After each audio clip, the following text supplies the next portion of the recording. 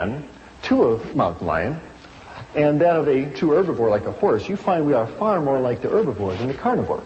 If you look at the mountain lion, you'll see that the jaw joint is an up and down vertical hinge.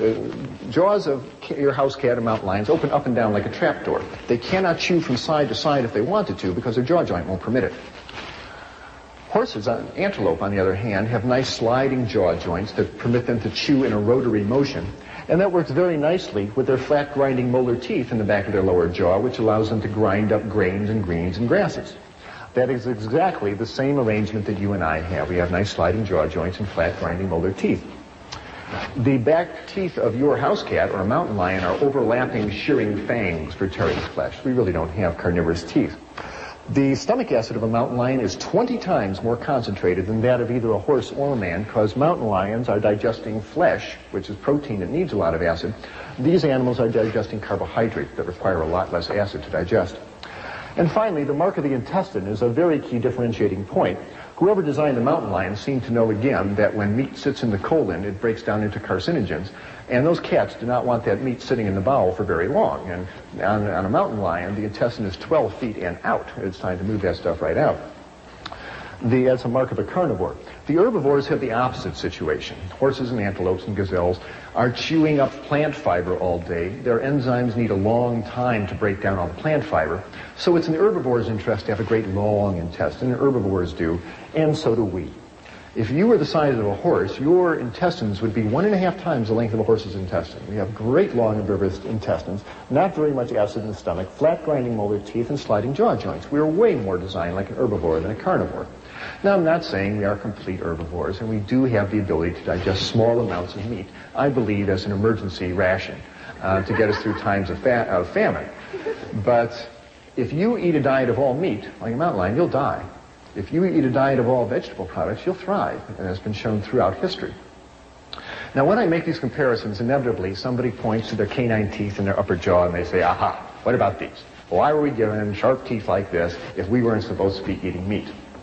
To that, I can only reply that these canine teeth in our upper jaw work very well for biting into apples and bananas and potatoes, but they really aren't carnivorous teeth. If you want to see what a set of real carnivorous teeth look like, here they are.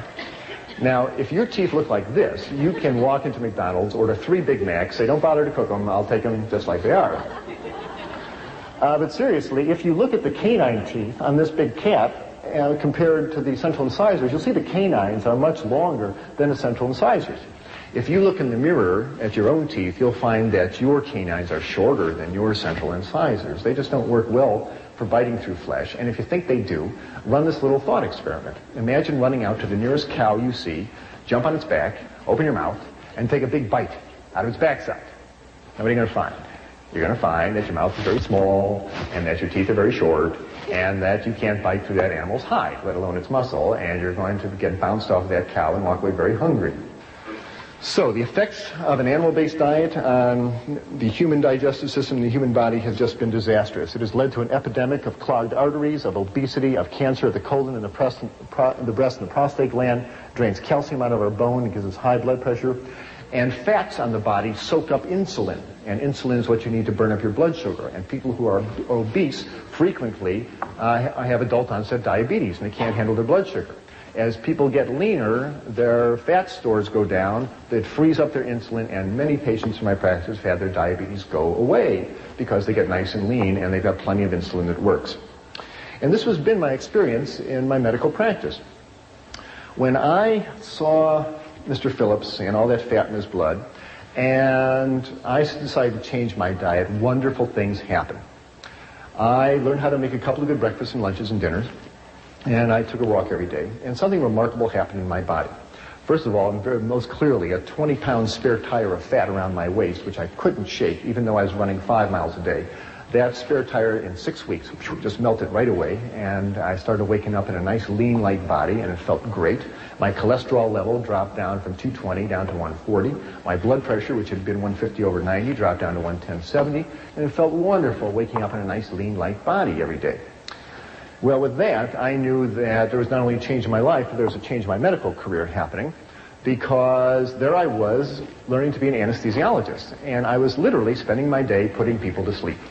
And I felt that if I wanted to be a good physician and keep people out of hospitals, it was time to help them wake up. So I had 6 months left in my residency, but I went to the head of anesthesia and said, "Sir, as much as I enjoy anesthesia, I'm going back to general practice." And I did. And I moved down to Florida, and I opened up a little clinic. But this time I was smart. In the clinic, I put in a little kitchen, because you just can't tell what people not to eat. You got to say, "Here's what you eat." And I had a vegetarian chef come in, and we showed people twice a week how to cook grains and make salad dressings, and we showed them breakfasts and lunches and dinners. And those people who could eat in that delicious style, and it's delicious, and take a walk every day, noticed the same wonderful changes I did. I'd have them come in the office and step on the scale and get their blood pressure checked. And as the weeks went by, this marvelous downward progression of numbers started showing up on their chart. Their weight would go down by about 2 pounds a week if they were overweight. If they had high blood pressure, the blood pressure would come right on down. If they had high cholesterol, the cholesterol level would come right on down. If they were diabetic, their blood sugars would come right on down to normal. And very happily for me, the dosage of powerful medications I had these people on for their high blood pressure and their diabetes, I could lower them right on down, and in fact, many times, get them off those medications completely, including those for high blood pressure and diabetes, those pills that people are told they must take for the rest of their life. It's not that hard to get someone off high blood pressure pills. Just get all that fat and sodium, which is found in the meats and the dairy products, out of their diet, and most people's high blood pressure comes down to normal. But the best part is, they'd be walking out of the office and they say, "You know, doctor, it's nice, my blood pressure's down, it's nice, my cholesterol. You know, the best part, I haven't felt this good in years. I feel light and clean, I got energy, I sleep better, my breath is cleaner, I feel good." And that just warmed this old doctor's heart no end. Medical school never really prepared me for people getting healthy. And yet, there they were, getting healthier right in front of my eyes. It was really exciting to see. Now, the problems that I mentioned with meat, too much fat, too much protein, and no fiber, are common to all meats, whether it be red meat or poultry or fish. Have no illusions. Animal muscle is animal muscle, and they all have too much fat, too much protein, and no fiber. But nowadays, animals are not raised in old McDonald's barnyard out in the sunshine, so there's a whole new set of problems because the animals are raised on factory farms in conditions of tremendous overcrowding. These animals are fed grains that are sprayed with herbicides and pesticides. These are fat-soluble substances that concentrate in the flesh and the eggs and the milk of the animals. And the largest amount of pesticides and hydrocarbons coming into your diet are not those sprayed on fruits and vegetables. They come in meats and dairy products. And if you want to decrease the amount of pesticides you eat, consider cutting down the amount of animal products you eat. The animals in factory farm systems are fed tremendous amounts of antibiotics. When you feed antibiotics to animals, they grow bigger and they are less prone to infection.